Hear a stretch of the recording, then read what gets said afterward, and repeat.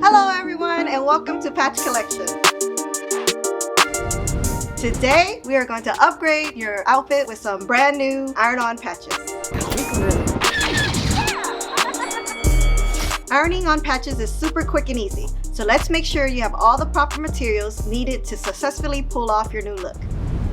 You will need an iron, an ironing board, or any flat and stable surface, a white t-shirt, towel, or cloth to prevent from burning your clothes or the patch, your jean jacket, and your favorite new patch. Now that we're ready, it's time to get to work. First, we will need to be sure to preheat our iron to the highest setting for 5 minutes. While we wait, we can position the patch in the perfect spot. Oh hey, our iron's ready! Now, let's place our cloth or white t-shirt over the patch and then iron it for 25 seconds. Now make sure you put on firm pressure, okay?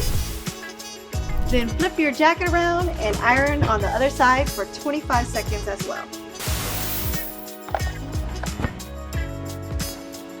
You may want to repeat this step a couple of times to ensure that it sticks. After that, you need to let it cool down for 1 minute and double check that it's right. And we did it! Wow, looks amazing. And it's finally time to show off our new look.